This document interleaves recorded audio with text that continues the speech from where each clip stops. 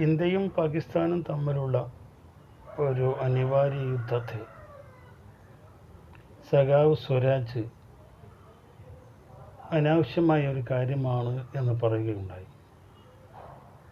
എന്ന് പറഞ്ഞാൽ പാകിസ്ഥാന് തിരിച്ചടി കൊടുക്കാതിരിക്കണം എന്നല്ല അദ്ദേഹം പറഞ്ഞിട്ടുള്ളത്. മറിച്ച് നമ്മൾ ശക്തമായ തിരിച്ചടി കൊടുത്തു കഴിഞ്ഞു, അതവിടെ അവസാനിക്കട്ടെ. ഒരു വിനാശകരമായ യുദ്ധത്തിലേക്ക് ഇത് പോകേണ്ടതില്ല എന്നാണ് അദ്ദേഹം പറഞ്ഞത്. അപ്പോൾ ഇതിനെ പിന്തുണച്ചുകൊണ്ട് ധാരാളം ആളുകൾ രംഗത്ത് വരികയുണ്ടായി. സ്വാഭാവികമായിട്ടും ഞാനും നമ്മൾ സ്വരാജിനൊപ്പം എന്ന് പറഞ്ഞുകൊണ്ട് ഒരു പ്രസ്താവന ഇറക്കുകയുണ്ടായി. അപ്പോൾ ആ പ്രസ്താവനയ്ക്ക് താഴെ സംഘപരിവാരങ്ങൾ കൂട്ടമായിട്ട് വന്നുകൊണ്ട് പൊങ്കാലിടുന്ന ഒരു കാഴ്ചയാണ് കഴിഞ്ഞ ദിവസങ്ങളിൽ കണ്ടത്. അവർക്കൊരിക്കലും സഹിഷ്ണുതയോടെ ഈ കാര്യത്തെ കാണാൻ കഴിയുന്നില്ല എന്നതാണ് വാസ്തവം. ഇങ്ങ് കേരളത്തിൽ ഇരുന്ന് പാകിസ്ഥാൻ അടിക്ക് തരിപ്പണമാക്ക് എന്നൊക്കെ പറയാൻ എളുപ്പമാണ്. പക്ഷേ ഒരു യുദ്ധം എന്ന് പറഞ്ഞാൽ വലിയ ഭയപ്പാടോടെ കഴിയുന്ന കുറേ ആളുകളുണ്ട്. അത് നമ്മുടെ അതിർത്തി പ്രദേശങ്ങളിൽ താമസിക്കുന്ന ജനവിഭാഗങ്ങളാണ്. അവർക്ക് ജീവനും സ്വത്തിനും ഒക്കെ ഭീഷണി വരുന്ന ഒരു സംഗതിയാണ് ഒരു യുദ്ധം എന്ന് പറഞ്ഞാൽ. സ്വാഭാവികമായിട്ടും യുദ്ധം എന്ന് പറഞ്ഞാൽ ഒരു സർവനാശമാണ്, അതിൽ സംശയമൊന്നുമില്ല. അപ്പോൾ ഇവിടെ എൻ്റെ വീഡിയോയ്ക്ക് താഴെ പൊങ്കാല ഇട്ടുകൊണ്ട് വന്ന സംഘപരിവാരങ്ങൾ, അവരെ കുറ്റം പറഞ്ഞിട്ട് കാര്യമില്ല. ഒരു വ്യാജ ദേശീയത, അതിൻ്റെ പിൻബലത്തിലാണ് അവരുടെ ചിന്താഗതികളും പ്രസ്ഥാനങ്ങളുമൊക്കെ കഞ്ഞി കുടിച്ചു പോകുന്നത് നമുക്കറിയാം. തീവ്ര ഹിന്ദുത്വം, അതുപോലെ തന്നെ തീവ്ര ദേശസ്നേഹം,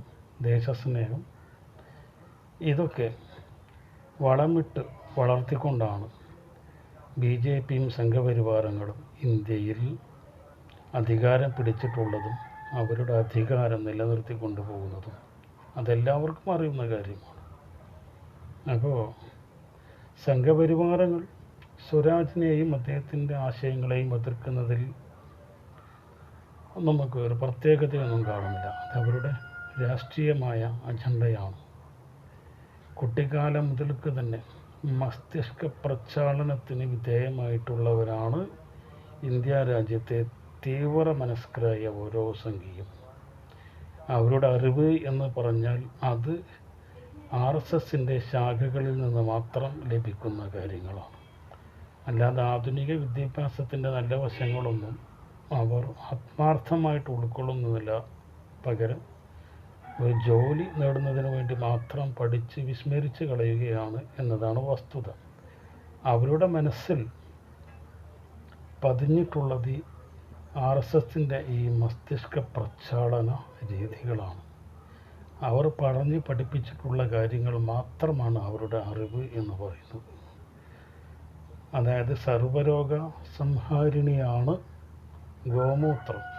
ഗോമൂത്രം കഴിച്ചു കഴിഞ്ഞാൽ പ്രമേഹം, അതുപോലെ ക്യാൻസർ അടക്കമുള്ള ഭീകര രോഗങ്ങൾ വരെ മാറുമെന്നും, നമ്മൾ അരിയാഹാരമോ ഗോതമ്പാഹാരമോ ഒക്കെ കഴിക്കുന്നതിന് പകരം ചാണകം കൊണ്ട് കേക്കുണ്ടാക്കി കഴിക്കണം എന്നും ഒക്കെ പഠിപ്പിക്കുന്നവരും വിശ്വസിക്കുന്നവരുമാണ് സംഘപരിവാരങ്ങൾ.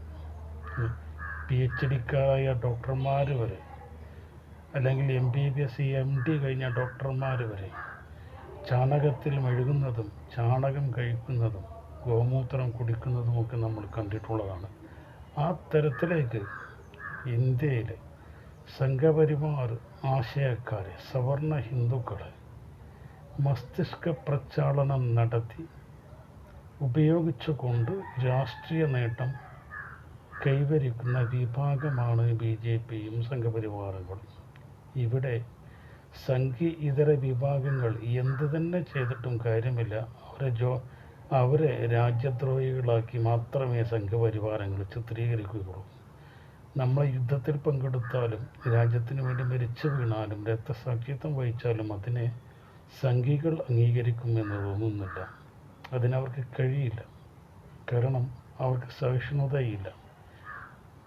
ഹൈന്ദവ ചിന്താഗതി എന്ന് പറഞ്ഞാൽ സവർണ ഹിന്ദു ലോബികളുടെ രാഷ്ട്രീയ സംരക്ഷണം, അതിനുവേണ്ടി മാത്രം പ്രവർത്തിക്കുന്നവരാണ് ഇന്ത്യയിലെ സംഘികൾ.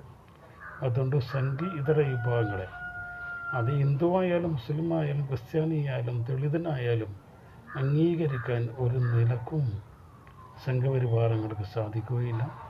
അതുകൊണ്ട് ജനാധിപത്യ മതേതര വിശ്വാസങ്ങൾ ഇവർ കരിവാരിത്തേക്കുന്നതിനും അതുപോലെ തന്നെ അവർ ഇറക്കുന്ന പ്രസ്താവനകൾക്കെതിരെ പൊങ്കാലയിടാനും ഇവരൊരിക്കലും മടിക്കുകയില്ല.